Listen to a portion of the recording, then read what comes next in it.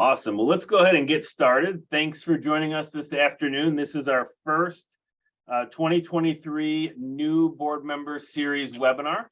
My name is Steve Heyer. I'm the current board president of the Michigan Association of School Boards. This is part of a monthly program for newly elected school board members in Michigan. We're super excited to bring this to you today. Joining me today is Don Wetruba, the executive director of MASB. Welcome, everybody. Thanks for being on today. Really appreciate our new members diving in and learning about MASB.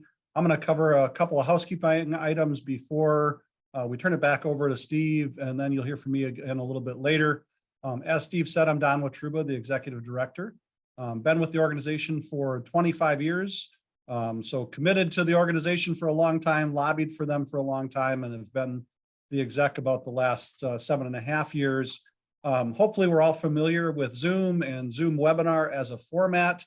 I was in the pre-meeting, I was just saying I am not able to see all of the little boxes and faces, which I miss when I'm talking to just a camera. I like to see our members, but we will do other items throughout the year as you get to know MASB, where we'll be able to see each other in both directions and in person. For today, everybody is muted. You are able to post questions in the chat, and you can communicate as you're seeing right now, people that are saying hello and good afternoon. So you're able to do that. Stacy and Larissa from our staff will be fielding those questions towards the end of the webinar so that we can make sure that we're answering those. So that chat is live and feel free to use that. Anything that we talk about today that is kind of a resource, there will be a follow-up with you in a future email to give you all of that information. This is something we launched 2 years ago, this webinar series. It was really well received by our new members to give them an understanding of who MASB is, how we can help you and meet you where you're at from a learning perspective and provide you the tools and skills you need to move your districts forward. So really look forward to working with you in your upcoming term, and just thank you very much for tuning in today and being committed to learning about your association. And with that, I will turn it back to Steve. Thanks, Don. As I mentioned, I'm Steve Heyer, the current MASB president, and you just heard from Don, our executive director. I am a 22-year school board member from the Clarkston Community School District in Oakland County.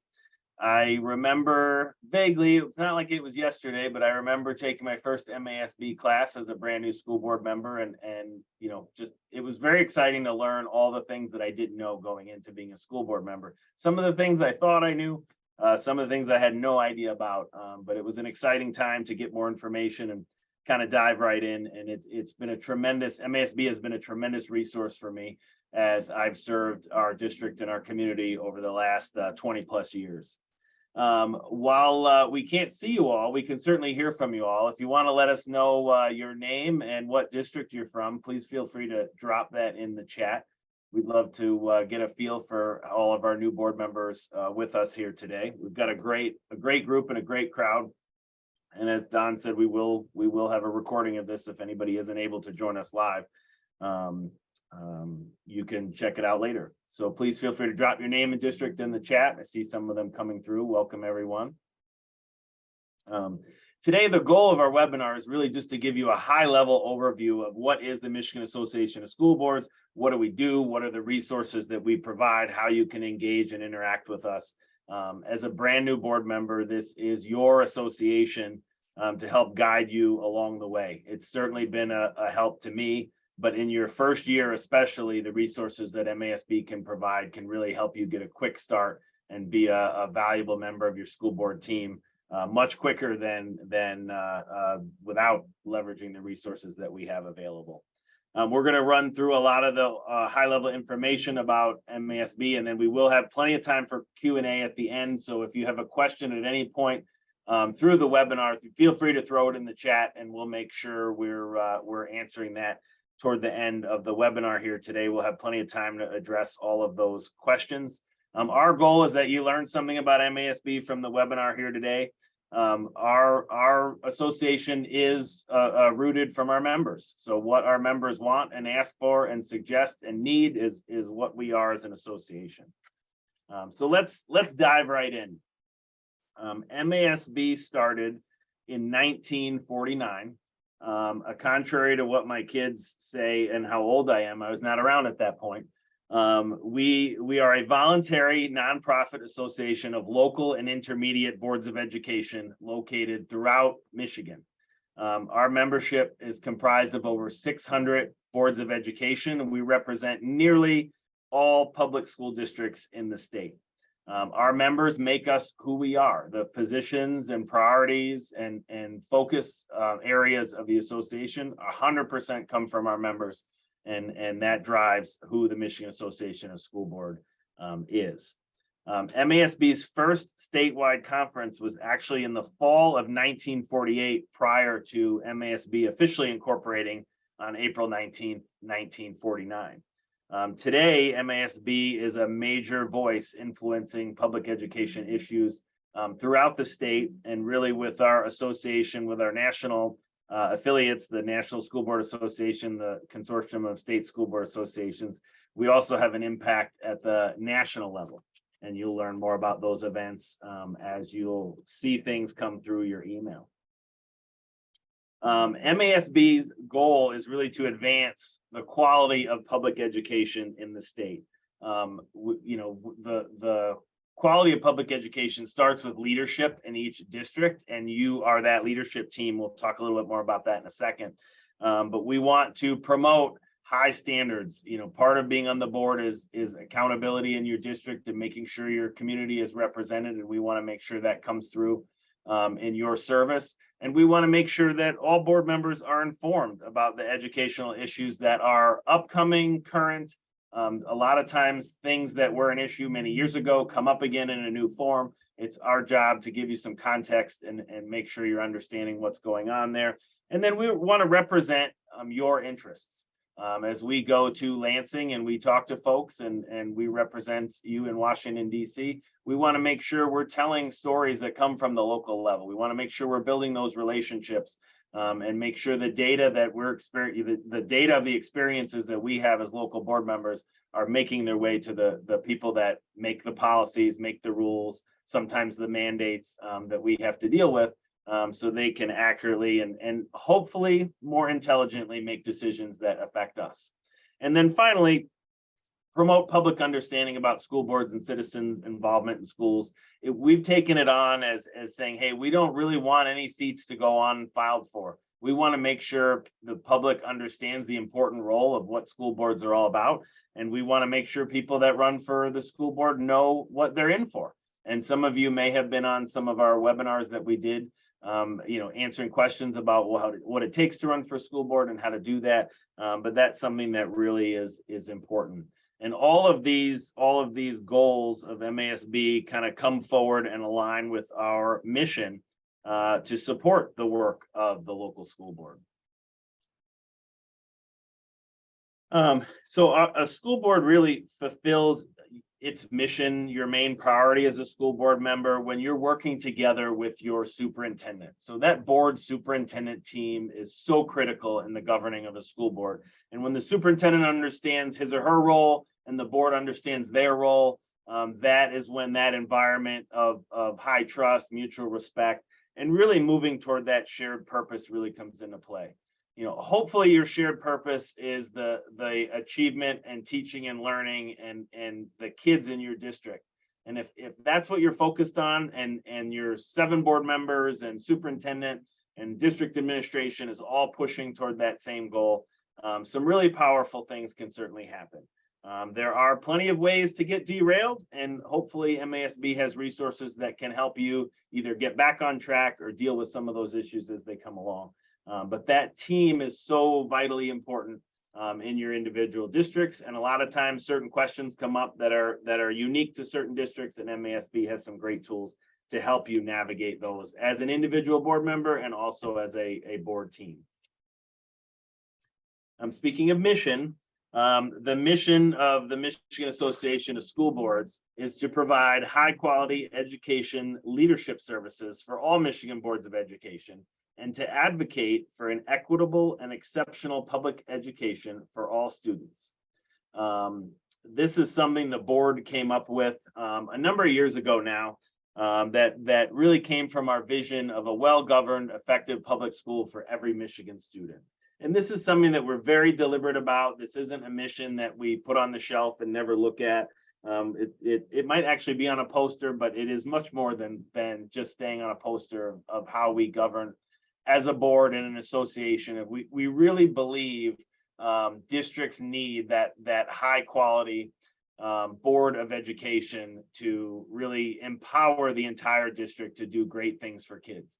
And so we look at it as our role, whatever the challenges and problems and issues that may face you as a board, we want to make sure we have the right tools, resources, the right people that we can help.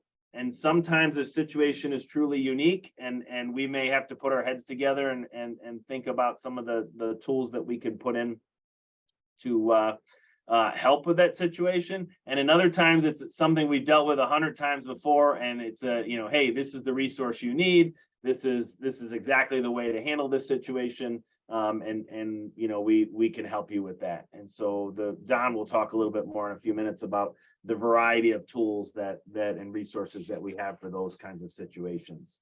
So before we get into the specifics of what the staff can do, I just wanted to spend a few minutes and talk about some of our current strategic goals and priorities. So the board of MASB is representative of all areas of the state and all size districts in the state.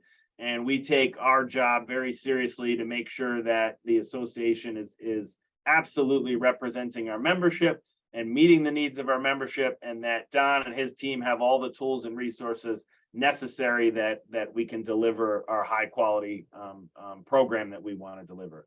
And so our strategic goals for this year, number one is to access to the MASB training and services. We want to make sure that every district is able to access the offerings of MASB.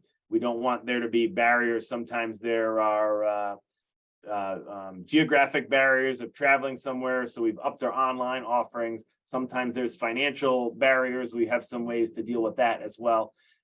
And number two is student-focused individuals running for and serving on boards of education. I alluded to this already. If all 7 of you are focused on the students in your district and increasing student achievement and growth, then you're already ahead of the game because you're all pulling in the same direction. If you have folks on board that are focused on other things, I've had board members focused on cost savings in the past over student achievement.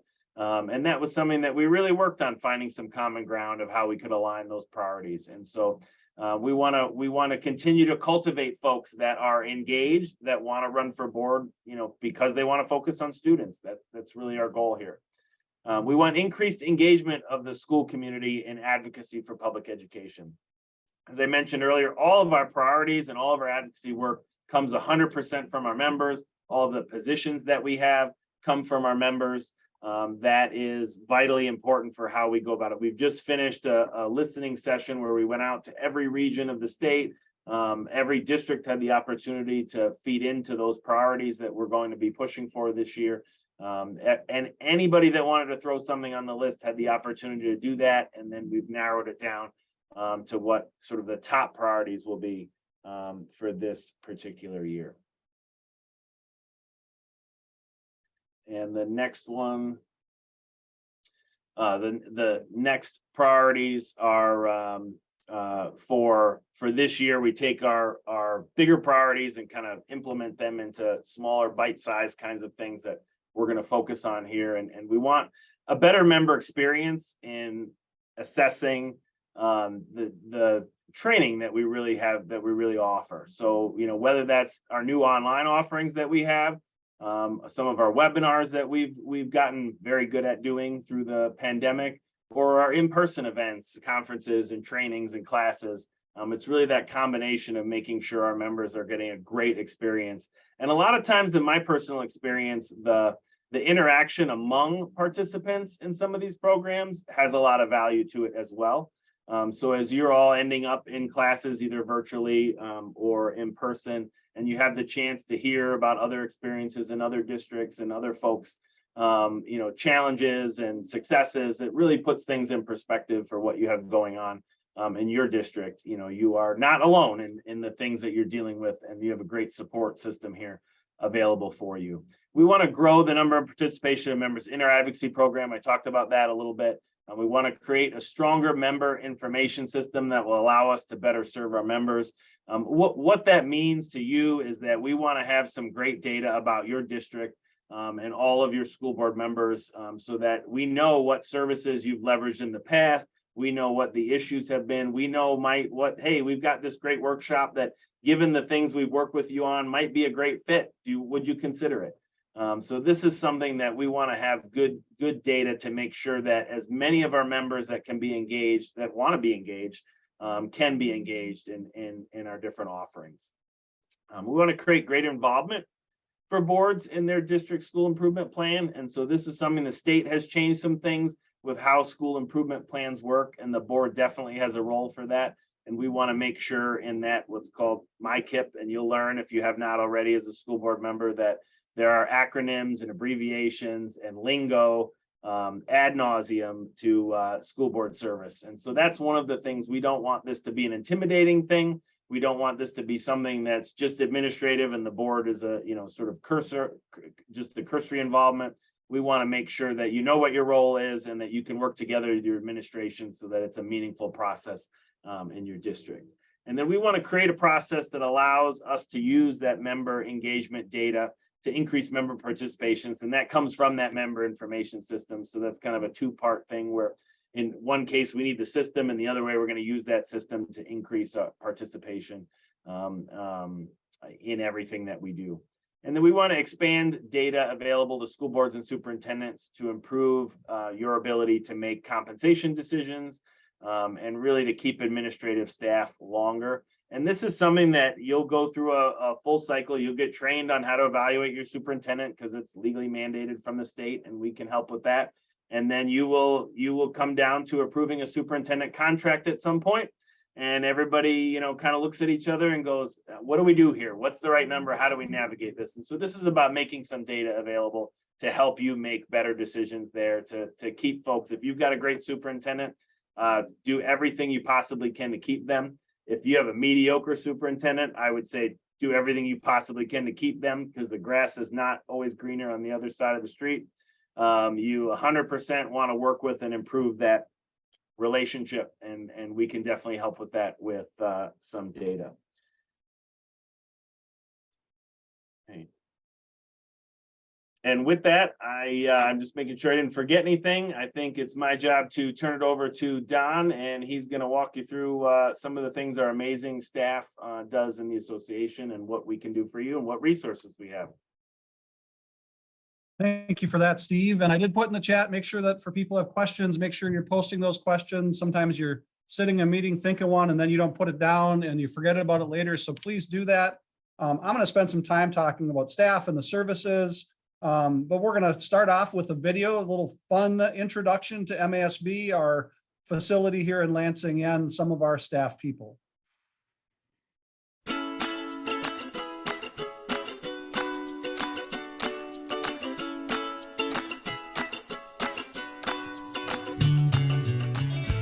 Hello, I'm Cindy Holmes, the Michigan Association of School Boards Membership Coordinator and Registrar. Welcome to the headquarters of MASB. So come on along with me and maybe we'll meet some of the hardworking folks here at MASB. It's hard to believe I've been on staff for almost 10 years, but actually I was a board member myself. So I served on my local board for over 15 years, which made me a member of this organization. And then I also served on MASB's board of directors. So I guess you could kind of say that I have board service in my blood. I've been with MASB over 25 years, and I serve in the position of legal counsel and director of legal services and labor relations for MASB. Members can contact me about any legal issue or legal question about the Open Meetings Act. They can ask me about possible conflicts of interest. The school code is over 300 pages long, so board members can always ask MASB questions relating to the school code. Jen, how can our members help you in your efforts? Down at the Capitol, Find out who your legislators are, get to know them, meet them, come visit them. We'll help you if you want. But just know who they are, know what they stand for, and reach out. Tell them what's going on in your district, good and bad, but especially good, and how the things in Lansing affect what happens on the day-to-day in your district. Like, that's where our members are more powerful than I am. I get to work with this awesome group of people here in the office. Really good colleagues, really good friends. And then on top of that, we get to meet all these amazing members from all over the state. We also offer services such as superintendent search and evaluation, in-district workshops, virtual or in-person board member certification classes, labor relations, video services, and more. go to masb.org, email or call us to find out more. It's our pleasure to serve you. We are your voice for public education.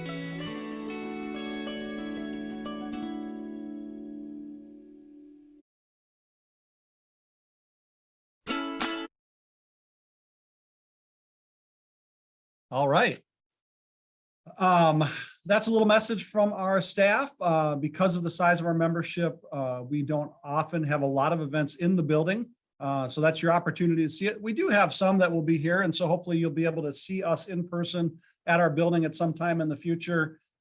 As you heard me say, I've been here for 25 years. Brad, our legal counsel, said he's been here just over 25 years, and we have some other employees that we've in fact, we're onboarding a new employee starting Friday. So we have a mix of people.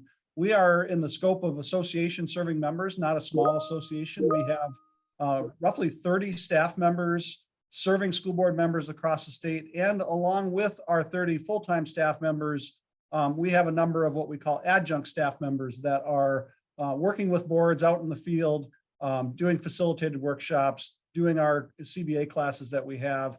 And our staff is really, as you can see from this slide, really committed to both our members and each other. We, as a staff, came together a couple of years ago to kind of create a culture from staff, developed by staff. And you can see the number one item for our staff is really focusing on a member success. And it's interesting when we have our new staff members come on board and everybody ends up attending the annual conference. Our staff comes back from that feeling invigorated, having met the new board members and understanding what you're all about at the district level. I think it kind of fills our buckets individually to make sure that we're in this for the right reasons. So as a staff, we, as I said, focus on member success, want to build trust, respect, and understanding, not only between us as staff, but with all of you as our members. Clearly, we value inclusion and diversity. You can't have 4,000 plus school board members across the state of Michigan and not think of all of the differences that group of people bring together. We want to support each other, and we're constantly looking to make changes to serve our members. And that is who the MASB staff is. As we think about what we do as a staff and who we are, I mentioned that we are a staff of roughly 30. With that, we have about 6 departments at MASB that provide services to board members in the state of Michigan. And so clearly we have kind of administrative, HR, finance and business services, the behind the scenes things that you don't see very often. But even as we hear about you as school districts, working with each other, being collaborative, sharing space. I will let you know, I think it's, we're the only one still in the country that does this. We jointly own our building here in Lansing with the Michigan Association of School Administrators, the school business officials, and the secondary school principals. So we co-own that building. We're a kind of a specific and created 501c1, I believe is what we are. That is only for the purposes of owning a building. So we are very collaborative here in Lansing with all of the counterparts that you would have in your district. And we also, as an entity, because we're the largest one in the building and have the largest staff, We also provide technology services to 2 of the 3 other associations. We've just entered into an agreement where we provide some finance and business services. So even while we're working here at MASB to serve you, we're also looking for a more efficiency in serving those staff members that you have in associations in their specialty areas. We also have a communications, PR, and marketing team. Of course, you are going to see a lot of messages. This is the team that puts together the new board member series, webinar series. They are the ones that puts together our magazine. You'll see your first magazine in the mail in a couple of weeks. We do that 3 times a year. We do, other communications, and we'll see a slide on that later. You heard Jen talk about government relations. IT is something that, of course, is very internally focused. Labor relations and legal counsel. Brad mentioned this. He is, when we do membership surveys, you'll actually see one of those later this year. Brad is often considered the most valuable service that MASB provides. He is covered within the dues structure of MASB, and he is open to both you and your superintendent and your superintendent's administrative assistant that handles board meetings. You have all of you have law firms on retainer that you work with on a regular basis, but they bill, and we work with all of them. They bill on the quarter hour. Brad doesn't bill at all. You paid your dues, and so you get access to him and Dan, who also is one of our other attorneys, to ask questions that are very board specific, clarifications on Open Meetings Acts, FOIA, and other things. And I find board members and soups find Brad to be invaluable in his work, and Dan also. And then in many ways, the department that you will deal with the most is leadership development and executive search services. Hopefully you don't have to deal with the second half quite as much. That's the group that helps you find a new superintendent when yours leaves or retires. But that leadership development arm has the heaviest lift as far as providing direct services to board members. And we'll talk about those in a second on the next slide.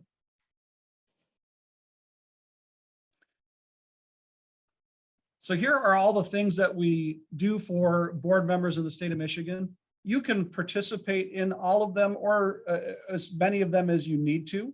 Advocacy is one that is often judged as a great value to boards of education, and they need a voice at Lansing to advocate on your behalf. Steve mentioned us getting our positions and legislative priorities. Clearly, we react to anything that is introduced. We are a 501c3 nonprofit. What that means from an advocacy standpoint is we cannot endorse in any candidate elections. We cannot be partisan. We don't side with the Democrats. We don't side with the Republicans.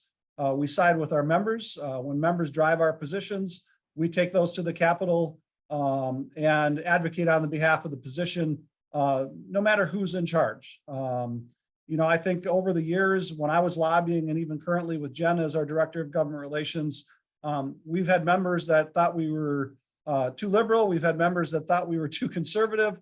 We try to walk that fine line. And we know that we are not going to take positions all the time that every board member or every district in the state of Michigan subscribes to. And that's okay. I don't think you should expect that. I have members on occasion that will send me an email and say, why are you taking this position? We at this district disagree, or I as a board member disagree. And often my response, because I do follow up with all of them, is I would rather have a board member contact me and contact their legislator and tell them a different position than MASB has than have a member that sits on their hands and doesn't engage in the advocacy process. And I would imagine for most issues, 8 out of or 9 out of 10 times, the positions that we take, because they're taken by board members, are going to be ones that you agree with. And there will be those on occasion, as I said, that we disagree, but this is a great value. Our affiliate programs is another one that often doesn't get kind of talked about by the superintendent or by the board because it's not something that you're overly aware of. But these are programs that we endorse, create, or sponsor that we think are of great benefit to you as a district. So we, in concert with some of the other statewide education associations, have a purchasing card program, which is in essence a we'll call it a credit card program at each individual district that wants to subscribe, that has a rebate in place, that has, some real accounting safeguards that are easier than going through the process that some districts still have with purchase orders. We are affiliated closely with the SETSIG insurance, property casualty workers' comp pools in Michigan, made up solely of school districts. We created that back in the 70s. They are now an entity that is separate onto themselves as an insurance company. But that's another program that if you want access to it, a membership in MASB is the way that you get access. We have a number of other affiliate programs. I don't need to cover all of them today, but those are ones that you should take a look at. Our website has that on there and you can look at them. And it's a great maybe starting question as you deal with your orientation at the local level to ask your superintendent and business manager, which programs that MASB offers related to this do you participate in? I've talked communications. We have a slide that will talk about more about our publications. One of the things also that I will mention, and you saw the video that was shot by our staff here at MASB, that was an addition as more and more people use YouTube and other things to find information.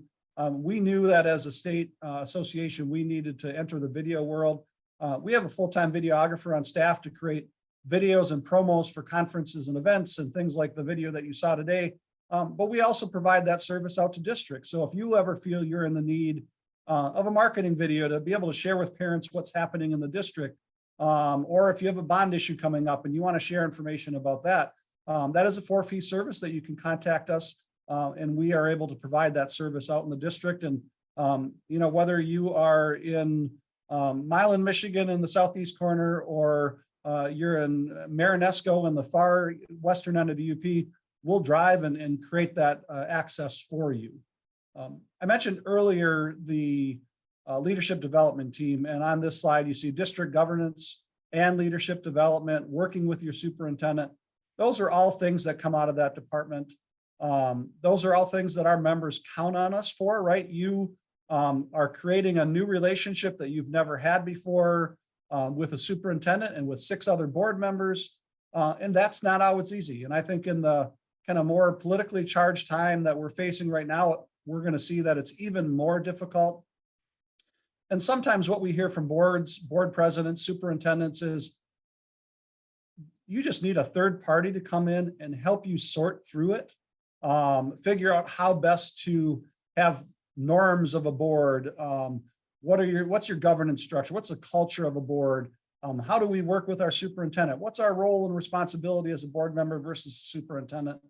That's all training that we do. Don't feel like you're a board that isn't functioning well if you need that training. Last year in Michigan, we provided roughly 225 workshops across the state of Michigan. And that can be from, in some ways, a board that might be very dysfunctional to a board that's very high functioning and wants to keep it that way. So think of all of those spaces that you might be able to access and have us help you.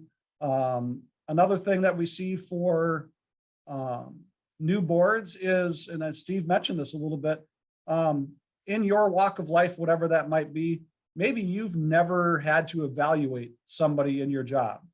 And now you're going to move into a board of education and have to evaluate your superintendent. You've never done it before. You don't have the first idea about it. You have an evaluation tool in every district to evaluate your superintendent. MASB is one of the providers of those tools. That's probably the most common one out there, but not the only one. And so, we can come in, and in fact, state law requires as a new board member that you get training in your superintendent evaluation tool so you know how to do the job. But we also help facilitate evaluations if a district wants that. And often when there's changeover in a board or a new superintendent, that's really a helpful thing to have somebody help you through it the first time around. Some boards use this every time they do it just because it's just easier to have a third party in there facilitating that conversation. So lots of things coming out of our leadership department. Labor relations, clearly we have staff to help you negotiate your contracts if that's of interest. A staggering statistic for many of you is roughly 2/3 of the superintendents in the state of Michigan now have less than 6 years of experience. That's how much turnover we've seen in the superintendency in the last 6 years. And so when you think about that task, they come up as a principal or an assistant superintendent or whatever it might be. They are drinking from a fire hose. They're dealing with student achievement and a lot of other things, and building relationships with your teachers union and your individual teachers and your administrators is important. And sometimes boards choose to have a law firm or MASB come in and do labor relations because you don't want that superintendent, particularly a newer one, to have that first interaction with the union in an adversarial place when you're negotiating a contract. So sometimes that third party is helpful in that case. And again, it's not always MASB. You have to pick the entity that's right for your district to serve you. But no, that is something that we do. I did spend some time talking about Brad and Dan as it relates to legal concerns. Please avail yourselves of that opportunity to make the phone call, send the email, and do that. And as I said, we include, this is a district membership, not an individual board membership. So it includes everybody, and that includes your superintendent. And as I mentioned, your superintendent's administrative assistant. We, in partnership with MASA, offer, I believe right now, 2 workshops a year solely for administrative assistants so that they know how to better serve the board, so that they stay up on what's happening legally on certain areas. We really see MASB as kind of a full service entity in trying to serve your needs. So, be aware of all of the things that we do with MASB. And I want to spend a little bit of time talking specifically about the publications that you will see regularly coming through from us. So as I said earlier, when I talked about video, is we understand that everybody takes in information and learns differently. So we do audio, we do video, we do written word. So whichever way is what works for you. You have a podcast. If you're a person that likes podcasts, you use them when you go for a walk, when you're on your treadmill, whatever it might be. Twice a month, we're doing what's called My Soundboard. That's a podcast hosted by me, where we bring in people that impact education, both on the state and federal level, and have a half an hour conversation about what's going on in their general area. And it bridges, politics, meaning we bring in, legislators themselves to talk. We bring in governor's staff to talk about the budget, like we'll be doing that in February. We bring in educational experts to talk about childhood trauma and how that affects kids in your schools. It runs the gamut over the course of the year. We've now been doing this, I think, for like 4 years. And we're also always interested in topics from our members to host on that. So we have that. Our magazine that I mentioned earlier, 3 times a year. I think you saw, if you in the video, Cindy Holmes standing next to a bunch of trophies. We are an association, and we like to make sure our staff feels appreciated and recognized for what they do. Our leaderboard magazine, along with some of our other publications, have received awards from both national and state organizations that deal with nonprofits. And that was that trophy case for us, just like you have at your school. We want our staff to know that, they're doing a good job. And so we often submit that. And so you're looking at what I believe are quality publications. Dashboard is the one that you will see come through in your email every 2 weeks. One that our members find great value in. So be aware of that one. We then do a storyboard once a month, short news clip, not going to take a lot of your time, but worth watching. On Fridays, Jen's department and advocacy sends out news from the Capitol. Any week that the legislature is in session, you're likely going to see that. And she's going to let you know what's going on at the Capitol, what bills are being introduced. And I know as board members, that may not be something like that you want to jump into. Maybe you think it's too political and politics is dirty. What they do at the Lansing Capitol impacts your district. It impacts it a lot. Funding, regulations, all of that. So just being aware and paying attention is important. And the more that you're aware, the more comfortable that you will be talking to your legislators as they visit your district or you see them at town hall meetings in your district. And the last publication that I'll mention, we started this actually during the pandemic.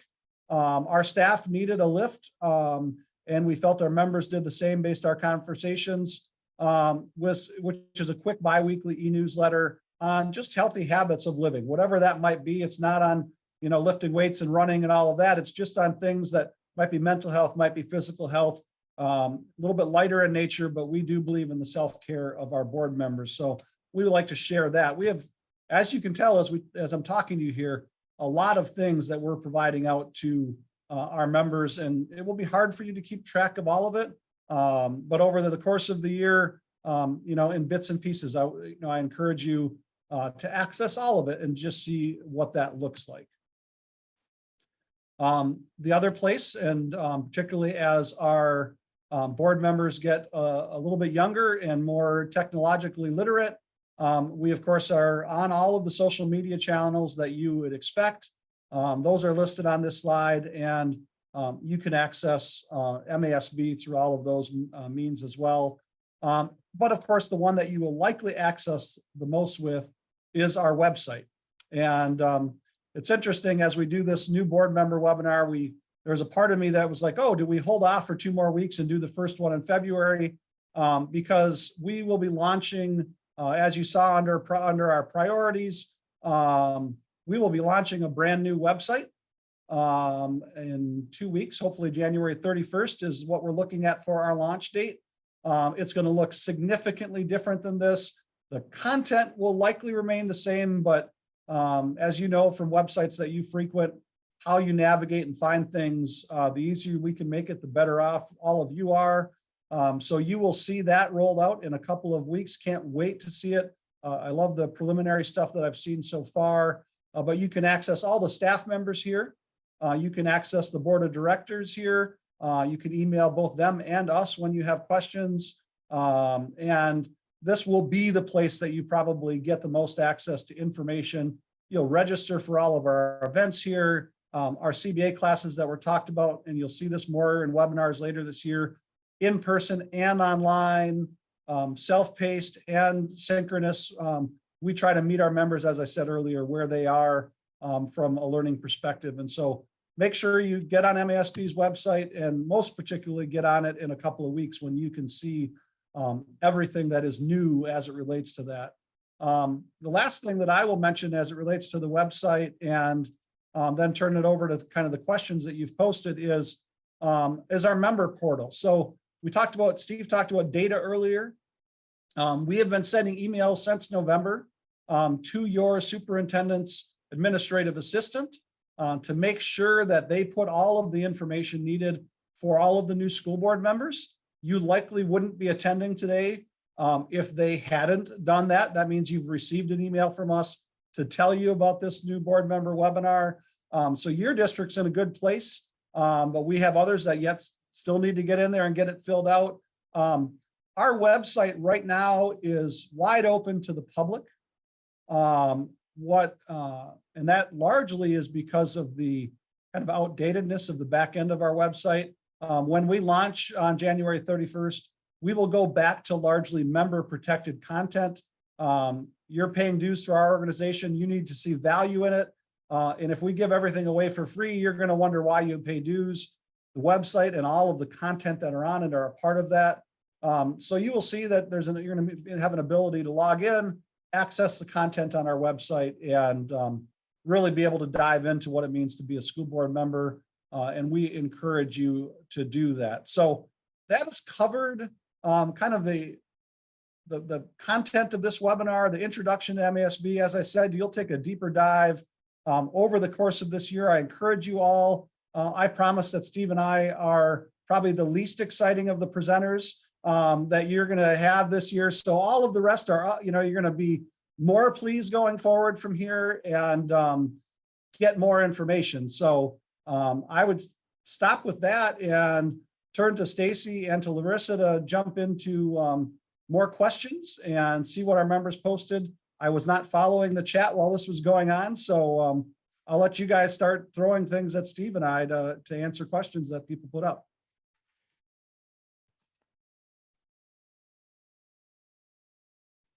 So the first one we have from Tom is how to balance Open Meetings Act with disruptive behavior.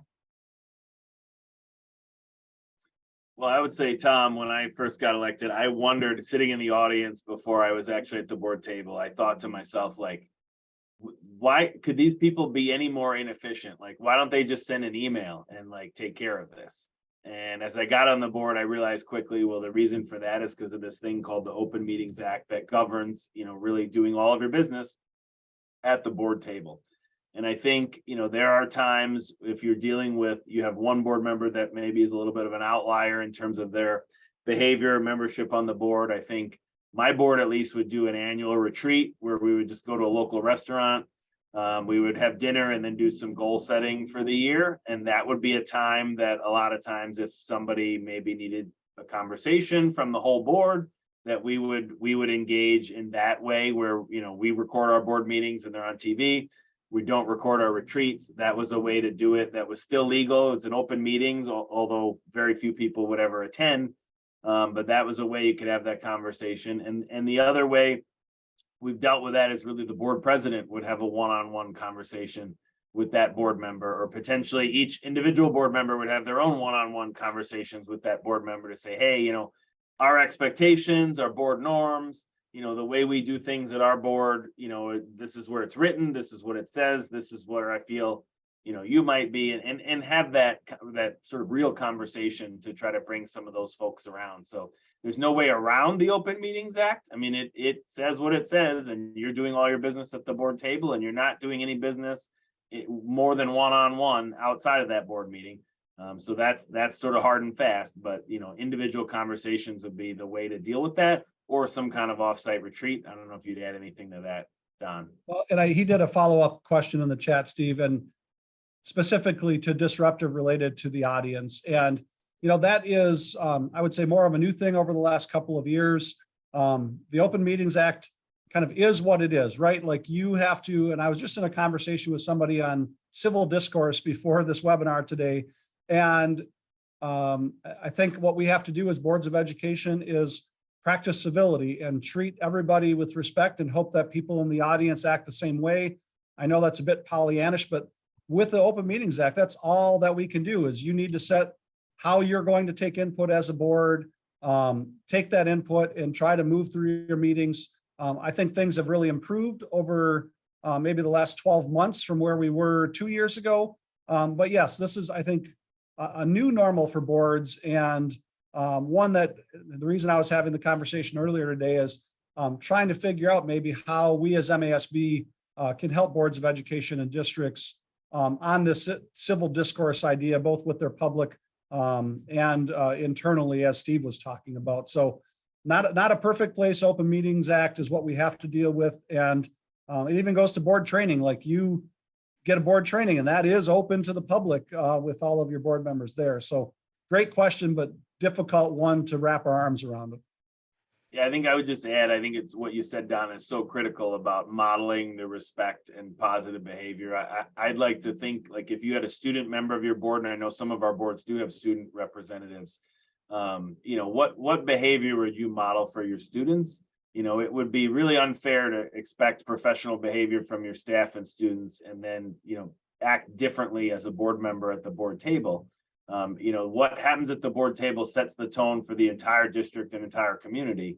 And as difficult as it is to maintain respect and to keep your cool and people getting up and not following the sort of rules of engagement with public comment and maybe saying some things that would normally make you react in a not a very positive way. It's, you've got to take a deep breath and come up with your support systems, including taking your recess when needed to make sure that the decorum is really maintained. I mean, you have, your 7 board members certainly have control of themselves, and that's where it starts to model for the public. And I think the more you could leverage the tools that you have in terms of setting up some guidelines around public comment and calling a recess when needed. I mean, those are sort of the tools to engage with the public, I think, in a very positive way. And nothing says that, you can't meet with certain individuals. Typically there are certain individuals that might be a little bit more outspoken. Sometimes a meeting helps, sometimes it doesn't, but those are all tools that you have in your toolbox.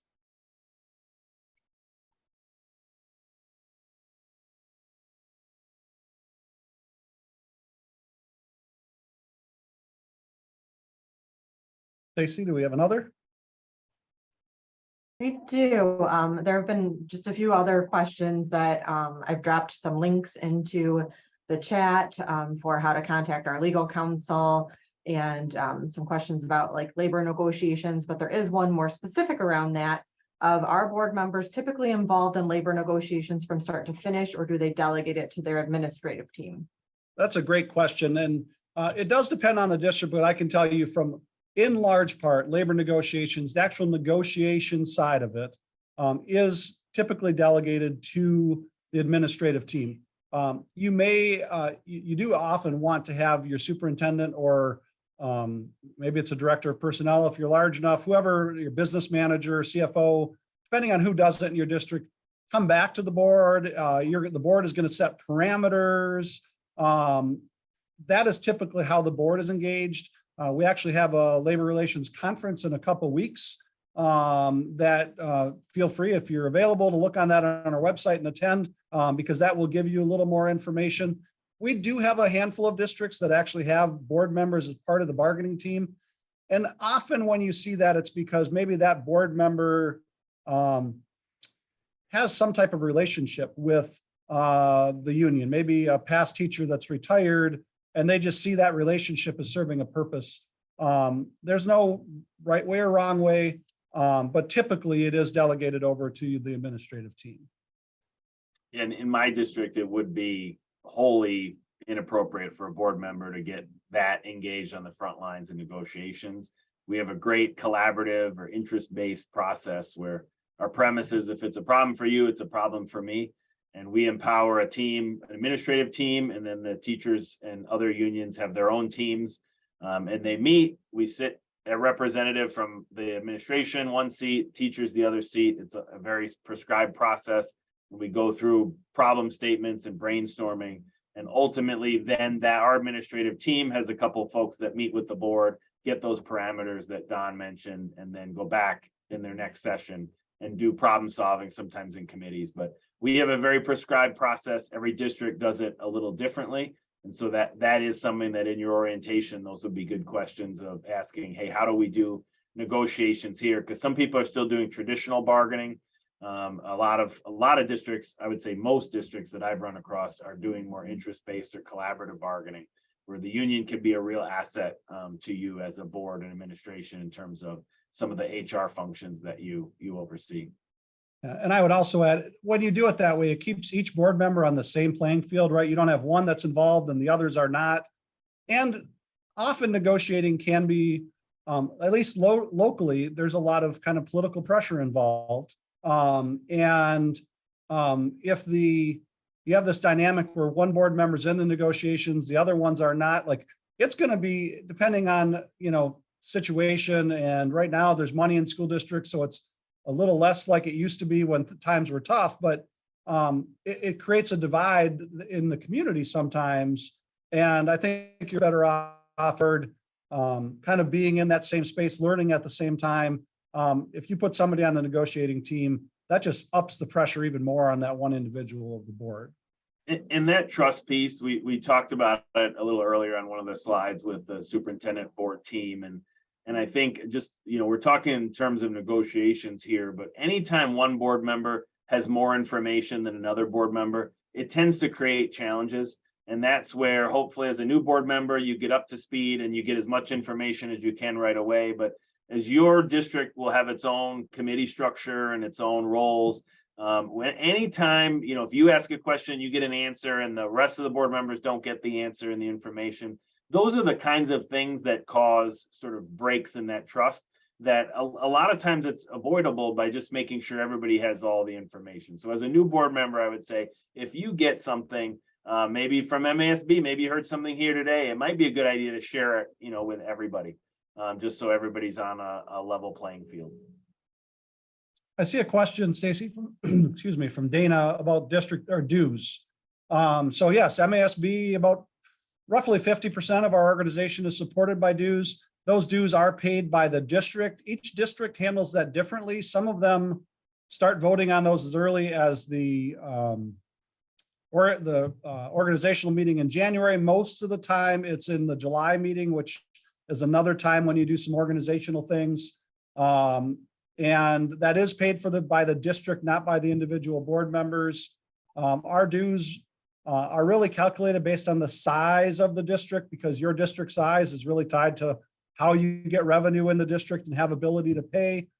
There's some little caveats to that as how we do it, but so our dues run, I think, somewhere in the neighborhood of from about 12 to 1,500 at the bottom end to dues, up to about $9,000 a year for our very largest districts in the state of Michigan. Those are set by our board of directors, put together in our budget every year. We've had stretches, like I can think of the recession from 2008 to 2015, where we had a 7-year stretch where we didn't raise dues in that whole time because we recognized where districts were at. So those are paid for by the district, not counted on by the individual member. We also had a question in here about, do board meetings need to have time for public comment at both the beginning and the end of the meeting? That is a decision made by each individual board. You are required to have a public comment period. Brad Banasic, our legal counsel, answers this questions all the time. You're required to have one. You are not required to have two. Yeah, politically, you've got to decide what's right in your community and your district. We have one that we take note of anybody that wants to address an agenda item. And then when we get to that agenda item, we'll call those folks up. And then we have one at the end where people can say, talk about whatever they want to talk about that's not on the agenda maybe. And that works for us. But as long as you're consistent in dealing with it, you can have a positive experience there. But definitely you want to make sure all your board members are on the same page with what those rules are and how to go about that. There's a related question too about when the board addresses a public citizen's concern, that seems to not be a typical practice that the board does it there. Steve, do you want to talk about what Clarkston does in that vein? We do not respond to any sort of public comment at the board meeting. And we've joked tongue in cheek that we should get a shirt made for our board president that says, "Thank you for your comment," because that's what we say at the end. And I think that doesn't mean we don't address those things. A lot of times, if somebody brings up something specific, like, hey, there was a recent one about a parent attending conferences and how they're still virtual, and that wasn't very positive. And like it was at the end of the meeting, we adjourned the meeting immediately. Our I don't know if it was our assistant or superintendent went over and said, "Hey, talk to me more. What's going on?" A lot of times those, I'll say, legitimate concerns that relate to a specific circumstance, like we want to hear about that. The venue, though, is not really a board meeting, but I mean, our citizens don't know that. So we'll have somebody reach out or go over to them, say something to them, try to engage in conversation if they legitimately want to, there's a situation with a solution there. But in terms of people complaining about things, I mean, we've had a rash of people complaining about things that I would say, like, we're not even doing, or they're not even, like, I would say, real issues. And in that case, that's very challenging. I mean, how do you defend yourself, at a board table? That's why the consistent approach is, you could come up and you could tell us how awesome we are. You could tell us how terrible we are. You could, talk about a specific situation. Our response is, thank you for your comment. Sometimes the superintendent might say, hey, see me after the meeting. Like if they're going to leave or something, he might say something like that. But that's the extent of the engagement. I would say, in my board experience, like, you absolutely do not want to get into a back and forth, because the minute you respond, you get a question back and you're going back and forth, and you do not want to discriminate of, oh, well, you were really nice and you gave the people being positive, an extra 30 seconds. It's like, consistently apply your rules, whatever that time limit is that you set, whatever the process is, set it, stick with it. Typically your board president is kind of the traffic cop there. And it's your job as the other board members, if you're not the board president, to make sure that you're supporting that board president or encouraging them to follow those processes as hopefully they're written out. Well, and I know we're at the 1 hour mark, Steve. I'll jump in to finish that question. And then, but on that topic also, and I was a school board member for 6 years, it's the absolute worst thing I've ever experienced to sit in a meeting and be challenged even at a personal level about decisions the board's making and not being able to respond to that. But it ties into one of the questions that somebody else posted about like how much time does it take to be a school board member? And so when you think about a board meeting, and let's say you have 25 people in the audience and maybe only 10 of them want to make comment, but you have an agenda to get through and you don't want to have to spend at every board meeting 6 hours at a board meeting. If you get into the back and forth, because oftentimes a person is asking something that isn't a one like response answer. Or it's maybe that the board or the superintendent doesn't know the answer right now. So the best way to deal with that is to take the input and then know that the administrative team or the board, depending, will follow up in an email or some other communication with that. There's just no good way to functionally handle managing a board agenda and all the things you need to cover with the back and forth on public input. We saw it during the pandemic in some board meetings where just the public comment alone took up so much time that the board couldn't get through all of the agenda they had wanted because it was already, 2 hours or more into a meeting before they got to the agenda. So it's not that you're trying to stop the community from putting things forward, and it's not that you don't want to be able to answer questions. It really is a way to manage your agenda and time so that the board isn't there going into this back and forth, but you still want to figure out where there is a direct question, how to get that answered. And you just provide that as in the different means that Steve has talked about. So it is not ignoring the public. You could absolutely say, hey, if you'd like to dialogue, like typically, let's say if 10 people address the board, at the end, you could say, if anybody actually wants to dialogue on these issues, please send an email, make a phone call, like in our district, all of our phone numbers and email addresses are posted. We're available as board members. In some cases, if somebody's asking an operational issue, we may say, hey, please follow up with the superintendent on that. But like definitely not in that back and forth space. Yeah, I see a lot of questions that have popped up, Stacy. I know we aren't going to be able to get to all of them. I even have to ask, is our practice to try to be able to pull these questions and provide answers to those that are posting them? Yeah, we have the ability to do that. We'll have the responses done via email. So we're not ignoring everybody that posted, but we also are respectful with all of our webinars. When we say that we're going to be done, in an hour, we want to make sure that that happens and respect your time to get back to your day jobs or whatever it is that you're doing. But we will follow up and make sure that questions get that we get answers for all of you that posted them. I saw a number of them where I'm like, ooh, I'd love to dive into that question with somebody, but know that we're just not able to do it. Don's email is in the chat. My contact is on the website as well. And so if you go on masb.org, feel free to reach out to either of us, the MASB staff. I mean, I'm happy to provide a board member perspective on any particular new board member question you have or situation that ever comes up. And when Don says he likes interacting with members, one of the reasons why he's our executive director is because that's true.